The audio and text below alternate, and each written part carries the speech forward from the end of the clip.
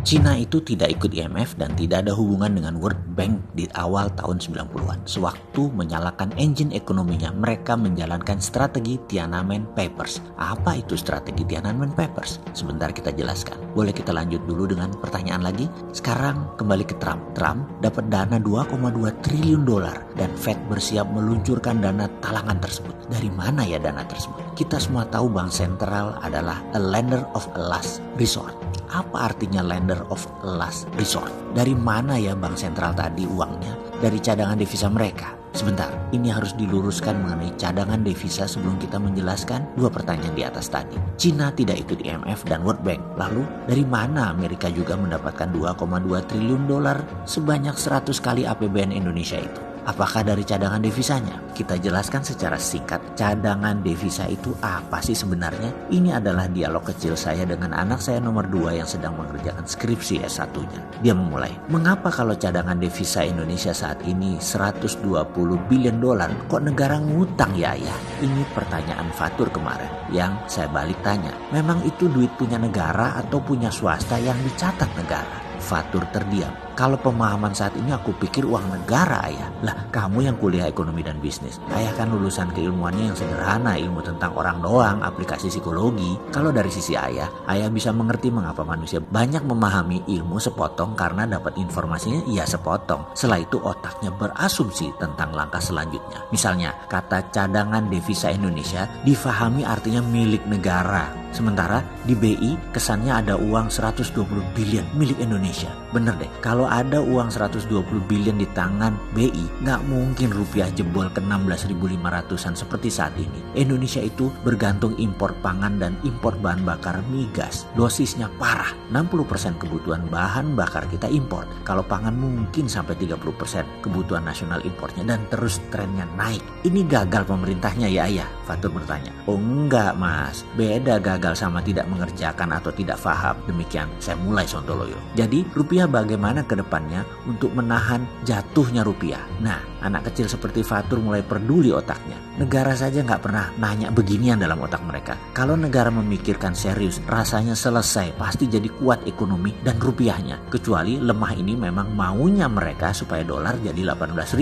misalnya, karena strategi ekonomi nasional supaya daya saing ekspor naik. Ya bisa juga, kita lihat saja hasilnya nanti. Ini karena strategi atau karena kegeblekan mengelola negara. Kalau 120 billion cadangan devisa itu milik 100% negara, dari mana uang itu dapatnya? Begitu Fatur bertanya. Begini, yang ekspor itu negara atau swasta sih mas? Saya bertanya. Ya swasta, jadi yang dagang swasta itu misalnya siapa? Adaro, Sinarmas gitu kan? Ya uangnya di mereka. BI itu hanya mencatat saja uang dolarnya masuk dan keluar. Jadi 120 billion yang dipegang itu terbanyak ya swasta. Cadangan devisa artinya uang dolar berada di Indonesia. Begitu baca simpelnya. Kalau punya tabungan, beneran harta di BI atau di Menkyu segitu, ya nggak mungkin negara jago hutang seperti sekarang untuk menutupi anggaran. Apalagi kemarin untuk corona, ngutang terbesar dalam sejarah Indonesia. Dahsyat. Yang bayar cicitmu aja belum terlunas tur, karena memang nggak punya muscle knowledge kalau negara saat ini dalam keadaan perang, dalam economic at war. Dan kalau dibilang ini wartime,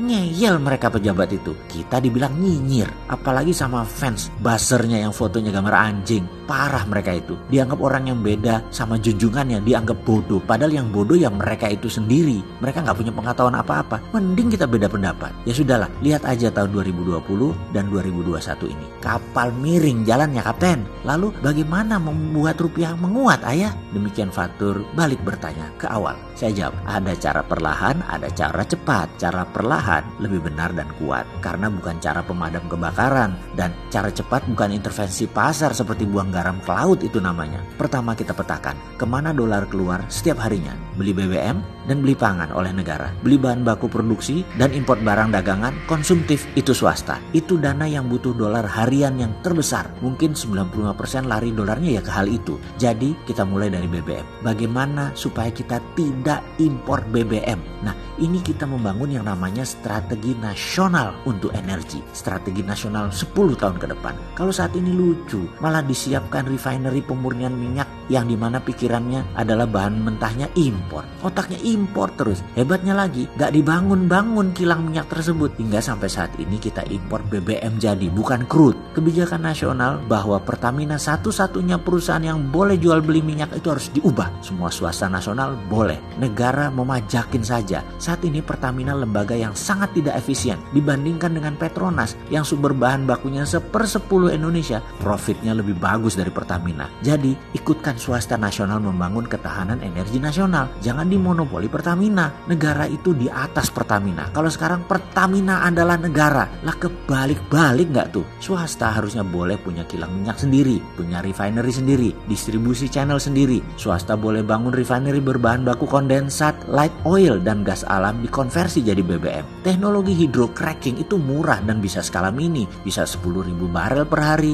bisa 5.000 barel per hari, dan ada bahkan yang 1.000 barel per hari. Dan itu bisa at site, di sumur tambang, di mine mouth, gak ada biaya distribusi bahan mentahnya. Dengan mengubah semua kondensat dan gas alam di Indonesia, ini bisa mengurangi unsur impor. Mungkin 800.000 barel per hari kita impor, tinggal 200.000 barel per hari importnya. Strategi ini mungkin tidak menghasilkan dolar, tapi strategi ini mereplace dolar, menggantikan impor. Pengaruhnya besar banget dalam fluktuasi mata uang karena mendadak demand beli dolar berkurang. Sekarang kebutuhan dolar malah negara sendiri yang beli. Lah lucu, diintervensi jual dolar di pasar tetapi dibeli lagi oleh negara untuk dana impor. Fatur mantuk-mantuk kepalanya, lalu dia bertanya, "Lalu ayah, semua ini sudah bicara ke pejabat negara?" Saya jawab, "Gak pernah berhenti ayah mencintai negeri ini, Tur. Solusi ini sudah berkali-kali ayah usulkan dan terus akan ayah usulkan. Gak ada bencinya ayah sama negara ini, termasuk pemimpinnya. Namun kalau gak didengar mau ngomong apa? Tapi jangan takut, ayah terus bunyi hanya untuk membuktikan kita berkontribusi. Yang mencatat bukan kita, Tur, nanti turunan kita yang melihat, anak cucu cicit kita yang melihat. Kita pejuang, kita sudah melakukan semampu kita walau itu tidak menghasilkan apa-apa dan kita tidak berharap apa-apa kecuali yang terbaik buat bangsa." Itulah dialog singkat saya yang semoga sahabat mulai memahami pertanyaan di awal. Apakah Cina membangun negaranya pakai surplus perdagangan cadangan devisanya? Jawabannya tidak, karena waktu mereka memulai membangun tahun 1989 di awalnya, di mana Deng Xiaoping saat itu berkuasa, mereka tidak punya uang sama sekali dan tidak ngutang seperti Indonesia. Apa pakai FDI, Foreign Direct Investment seperti kita? Ya enggak lah, siapa yang mau invest di negara komunis otoriter di tahun 90-an itu? Lalu pakai apa? Mereka bangun pakai MMT. Gurunya para politbiro Cina adalah Michael Hudson, guru besar dari Missouri University yang mengajarkan MMT di Peking University, termasuk Xi Jinping, presiden seumur hidup Cina dan pemimpin PKC Cina saat ini adalah murid beliau. Oke, sebentar, sudah mulai paham kan? Apa masih mau dijelaskan lagi? Kalau Amerika bagaimana? Lah kok panjang ini?